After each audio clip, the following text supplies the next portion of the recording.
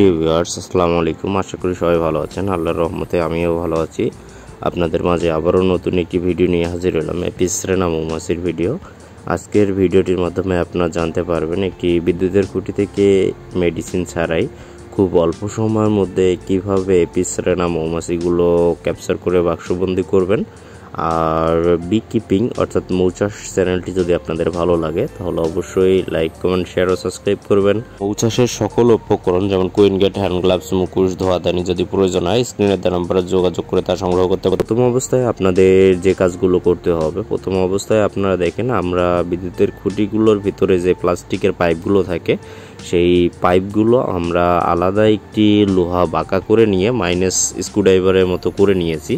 করে নেওয়া হয়ে গেলে পরবর্তীতে হাতুড়ি দিয়ে বাড়ি দিয়ে সেই ভেতরে পাইপগুলো অবশ্যই এভাবে আমার মতো করে ভেঙে নেবেন। আমার মতো করে পাইপগুলো ভেঙে নিলে তাহলে আপনারা ইজিলি বার করতে পারবেন। দেখেন প্রথম অবস্থায় আমাদের যে এপিসরেনা মৌমাছি যে জায়গাটি বাসা তৈরি করছে, আপনারা দেখেন যে নলটি এখন দেখা যাইতেছে, এই নলটির এই জায়গাটির মধ্যে মূলত এই এপিসরেনা মৌমাছিটি যাতায়াত করে এবং এর উপরের যে ফুটাটা আছে তার সেই ফুটার দিয়ে আমরা আলতো করে একটু ছোট করে সেই ফুটাগুলো করে নিয়েছি। এই ফুটাগুলো করার কারণে আমরা যখন প্লাস্টিকের পাইপটা ভেঙে দেব, ভেঙে দিলে ভিতরের পুরো জায়গাটা খোলসা হয়ে উঠবে। অবশ্যই নিচের এবং উপরের নিচের দুইটি বা তিনটি ওই রকম ফুটা বা তার উপরের যে দুটি ফুটা আছে এই দুটি ফুটা দিয়ে আপনি অবশ্যই এরকম প্লাস্টিকের পাইপটি ফাটিয়ে নেবেন। পরে সুতি লুঙ্গি কাপড়ের তেনা রশির মতো করে পাকায় নিয়ে আমার মতো করে দেখেন আমরা রশির মতো করে পাকায় নিয়ে দুই দিক দিয়ে আগে ওপরের যে ফুটাগুলো আছে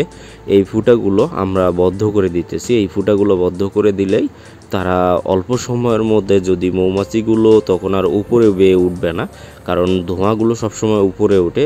আমরা এজন্য অবশ্যই প্রথম অবস্থায় উপরের ফুটা দিয়ে ধোঁয়া দেব। ধোঁয়াগুলো দিলে তখন মৌমাছিগুলো যখন উপরে উঠবে না তারপর আমরা নিচের ফুটাগুলোর মধ্যে ধোঁয়া দেব। এতে করে মৌমাছি উপরে উঠতে পারবে না, নিচেও নামতে পারবে না।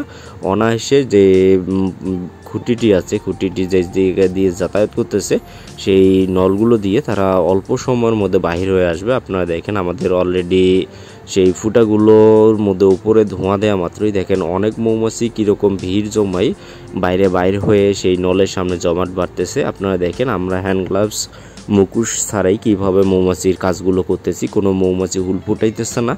আর বর্তমান প্রচণ্ড গরম, মূলত ওই রকম জামা পরে বা সেফটি নিয়ে এই কাজগুলো করা শরীরটা খুবই প্রেশার হয়ে যায়।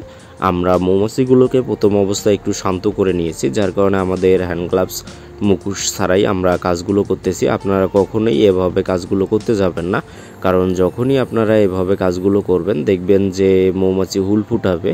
আর আমরা মৌমাছির উড়াউড়ি বা মৌমাছির অঙ্গিভঙ্গি দেখলেই বুঝতে পারি যে মৌমাছি এখন হুল ফুটানোর ক্ষমতায় আছে বা এখন হুল ফুটাবে আর কখন হুল ফুটাবে না। আপনারা দেখেন আমরা যে নলটির মধ্যে ব্যবহার করেছি সেই নলটির যে দিক দিয়ে যাতায়াত করে সেই নলের মধ্যে তার উপরে যে ফুটাটা আছে এটা কখনোই আপনারা ছিদ্র করবেন না, কারণ এই ফুটাটির মধ্যেই তারা মূলত সেই চাকগুলো তৈরি করে থাকে। আপনারা দেখেন আমরা উপরে এবং নিচের মধ্যে হালকা একটু ধোঁয়া দেওয়া মাত্রই দেখেন মৌমাছিগুলো কিভাবে বাহির হয়ে তারা বিদ্যুতের খুঁটির গায়ের মধ্যে বসতেছে।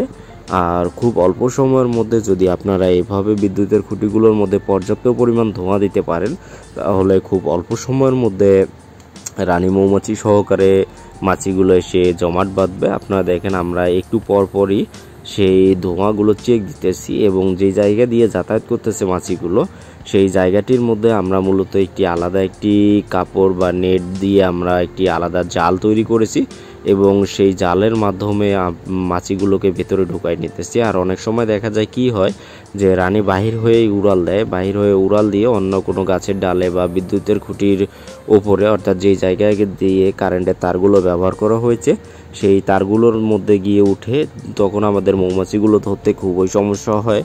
বা অনেক সময় গাছের ডালে গিয়ে বসে, সেই উঁচু ডালে গিয়ে বসার কারণে আমাদের মৌমাছিগুলো ধরতে খুবই সমস্যা হয়, যার কারণে আমরা এরকমভাবে কখনোই কাজগুলো করব না।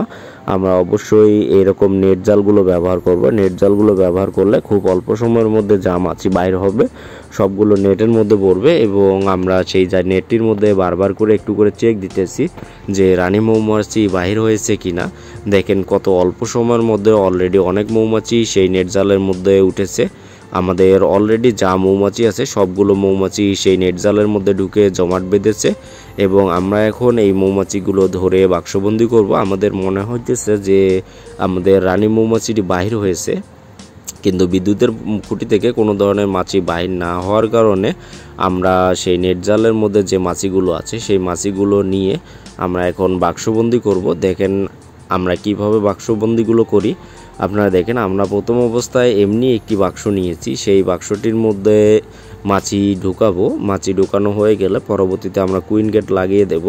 আর যদি কোনো কারণে আমাদের এখানে রানী মৌমাছি এসে না থাকে, তারপরেও আমাদের টেনশন বা চিন্তার কোনো কারণ নেই, কারণ যদি আমরা রানী মৌমাছিটি সঠিকভাবে নিয়ে আসতে পারি তাহলে আশা করা যায় যে মৌমাছিটির মধ্যে আর কোনো ধরনের সমস্যা হবে না। তারপরেও যদি রানী মৌমাছিটি না আসে, তারপরেও আমাদের কোনো ধরনের টেনশন বা কোনো ধরনের চাপ নেওয়ার কিছু নেই।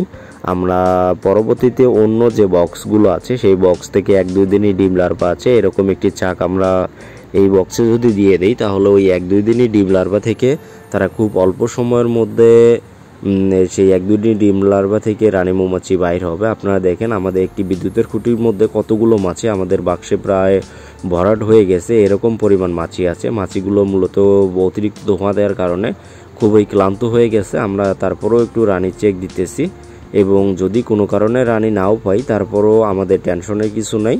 আপনারাও খুব টেনশন করবেন না, কারণ যদি রানী মৌমাছি কোনো কারণে বাহির নাও হয়ে থাকে তারপরও কিন্তু আমরা যখন 1-2 দিনই ডিম লার্ভাগুলো আমাদের বক্সের মধ্যে দেব, তারা খুব অল্প সময়ের মধ্যে সেই 1-2 দিনই ডিম লার্ভা থেকে রানী মৌমাছি করে বাহির করবে ইনশাল্লাহ। বি কিপিং অর্থাৎ মৌচাষ চ্যানেলটি যদি আপনাদের ভালো লাগে অবশ্যই লাইক, কমেন্ট, শেয়ার ও সাবস্ক্রাইব করবেন। আর মৌমাছি বিষয়ক যে কোনো ধরনের তথ্য জানতে চাইলে স্ক্রিনে দেওয়া নাম্বারে যোগাযোগ করে তা জানতে পারবেন। আর আমাদের এই বি কিপিং অর্থাৎ মৌচাষ চ্যানেলের মাধ্যমে আপনারা মৌমাছির সকল উপকরণ যেমন কুইন গেট, হ্যান্ড গ্লাভস, মুখোশ, ধোয়াদানি ইত্যাদির প্রয়োজন হয় স্ক্রিনে দেওয়া নাম্বারে যোগাযোগ করে তা জানতে পারবেন।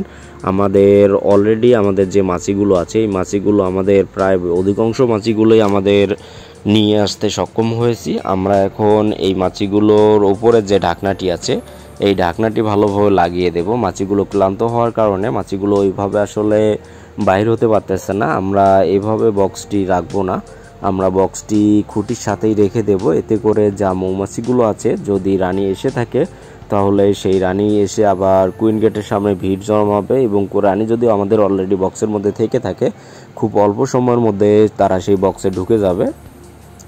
আপনারা একটু ভালোভাবে খেয়াল করে দেখেন, বাইরের যে মাছিগুলো আছে সেই মাছিগুলো উড়াউড়ি করে এসে কুইন গেটের সামনে ভিড় জমাইতেছে। আপনারাও ঠিক একইভাবে কাজগুলো যদি করেন খুব অল্প সময়ের মধ্যে পিছনে মৌমাছিগুলো ধরে বাক্সবন্দি করতে পারবেন। ধন্যবাদ, সবাই ভালো থাকবেন, সুস্থ থাকবেন, আল্লাহ হাফেজ।